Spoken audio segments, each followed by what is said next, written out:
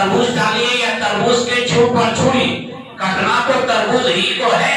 चाहे आप मेहर के पैरगम में दें या चूड़े की शक्ल में लें, इसलिए कि आज आप बाप के बेटे हैं तो वो बेटा भी कल किसी बेटी का बाप ही तो बनेगा।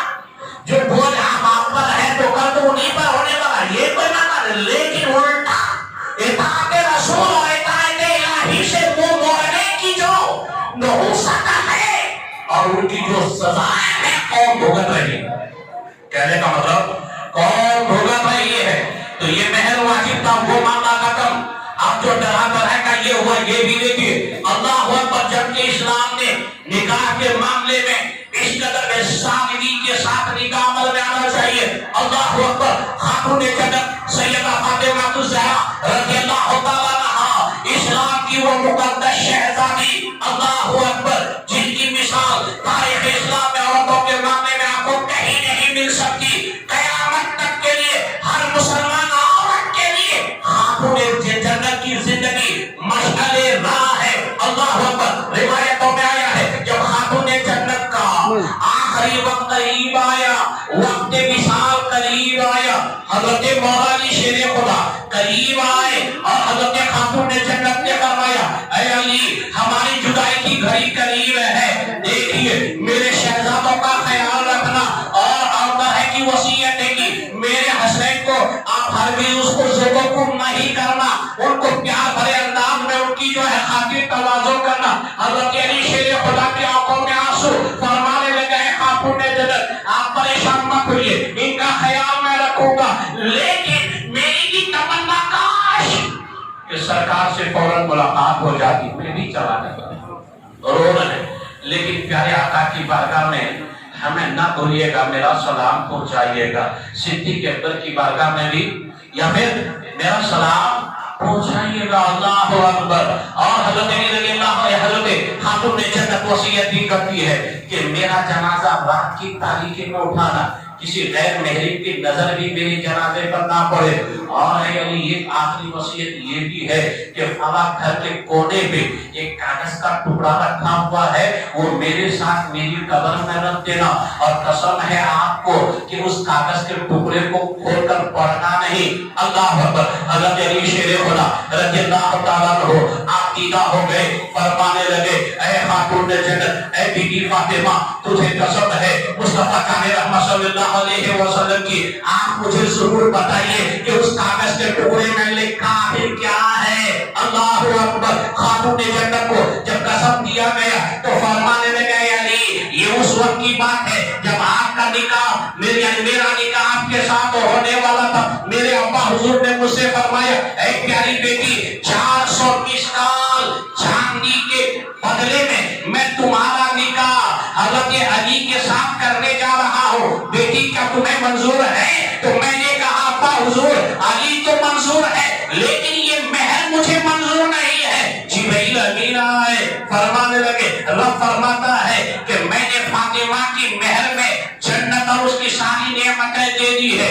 प्यारे आका ने खातून ने जन्नत से फरमाया, प्यारी बेटी, रब का फरमान है तुम्हारा महर जन्नत और उनकी तमाम नेमतों को अल्लाह ने अता फरमाई। हज़रत खातून ने जन्नत फरमाया, फिर भी मैं राजी ना हुई, फिर भी मैं राजी ना हुई। तो पूछा गया, है फातिमा, तुम ही बताओ कि तुम्हारा महर क्या हो। अल्लाह अकबर। तो मैंने कहा, अब्बा हुजूर, मैं जब से आँख खुली हो देखती रहती हूँ कि आप उम्मत के गम में हमेशा परेशान रहते हैं, उम्मत के लिए हर वक्त गमज़दा रखते हैं। इसलिए आज मैं ये चाहती हूँ कि अब्बा हुजूर, मेरा महर जो है आपके गुनहगार उम्मत की मग़फ़िरत मुतय्यर हो, मग़फ़िरत मुतय्यर हो।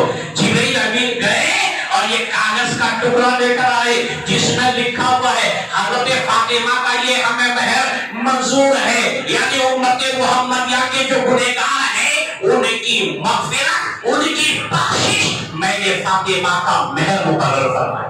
जरा दोस्तों, जरा तसव्वुर करें, गौर करें, आप सोचिए, खातून जन्नत सैयदा फातिमा ज़हरा रज़ियल्लाहु ताला अन्हा की जिंदगी कयामत तक के लिए हर औरत के लिए किस कदर मशअले राह है। सादगी की जिंदगी हर महीने में, लेकिन उम्मत का दर्द और गम کس قدر ہے امت کا، آپ کا، ہمارا، سب کا غم کس قدر ہے. آپ جاتے جاتے بھی یا پھر مہر کے معاملے میں بھی اللہ اکبر، ہم سب کی مغفرت. مہر کا معاملہ سوچئے، آپ کسی بھی مرحلے میں آتے ہیں، غور کیجیے. حضرات گرامی، یہی وجہ ہے کہ آج ہم نے جو ان پاک ہستیوں کی زندگی کو پڑھ کر اس کی طرح کی ہمیں زندگی گزارنے کا جو بیان ہو، وائز ہو، تقریر ہو، کچھ بھی ہو، اس کا اصل صرف یہی رہتا ہے آپ سنیں، عمل کی کوشش کریں. بس اتنا ہی تو ہوتا ہے نا، اتنا ہی ہوتا ہے کہ آپ سنیں، عمل کی کوشش کریں، دل کا دریچہ کھولیں، کم سے کم عمل کا جذبہ پیدا ہو. اس لیے بتایا جاتا ہے اللہ اکبر. لیکن ہم نہ اس سے کچھ اثر لیتے ہیں، نہ اور کچھ لیتے ہیں، نہیں لیتے. اور جبکہ معاملہ الگ ہے. یہی طریقہ پر اگر ہر خاتون، ہر عورت اور مرد یقیناً اگر عمل پیرا ہو جائے تو علامہ اقبال کی زبانی کہ خودی کو کر بلند اتنا کہ ہر تقدیر سے پہلے خدا بندے سے پوچھے بتا تیری رضا کیا ہے. آج دعائیں مانگتے ہیں، ذکر آتے ہیں، معاشرہ کی برائیوں کا دعائی دیتے ہیں، نہ ہمیں ظاہر اعتبار سے دعا قبول ہوتی نظر آتی ہے، نہ معاشرہ میں کچھ سدھار آتا ہے. اور عادت تو یہ ہے مریض عشق پر رحمت خدا کی مرض بڑھتا گیا، جو دوا کی سدھارنے جاتے ہیں اور بگڑتا چلا جاتا ہے. تو دوستو، اگر آپ اللہ اور اس کے رسول کی اطاعت پر زندگی نہیں گزاریں گے تو یاد رکھیں یہاں بھی ذلیل ہیں آپ، اور آخرت میں بھی آپ کے لیے دردناک عذاب ہوگا.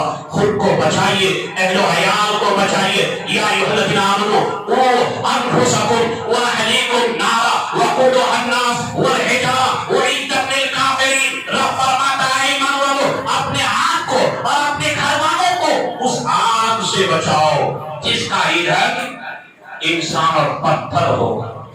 خود پر رحم کیجیے. آپ اس قابل نہیں ہے کہ اس دردناک عذاب کو آپ سہ سکیں. آپ اس خوش فہمی میں کیوں ہیں؟ ایک بار سبحان اللہ پڑھ کے جنت چلے جائیں گے. ایک ہم نے اس کا دامن تھام لیا جنت میں چل. یہ شیطانی فریب ہے. محنت کرو، عمل کرو، اور یقیناً ذاکرین کے صفوں میں شامل ہو. اطاعت اور اطاعت خداوندی کے تحت اطاعت رسول کے زندگی گزاریے. اگر آپ ایسا کرتے ہیں تو سمجھ لیجئے کہ یقیناً اللہ کا فضل آپ پر ہو چکا ہے. ورنہ آپ کی یہ خوش فہمی ہے یقینی طور پر خوش فہمی ہے، نہ یہاں کچھ نہ وہاں کچھ. واخر دعوانا الحمدللہ رب العالمین. السلام علیکم ورحمۃ اللہ وبرکاتہ.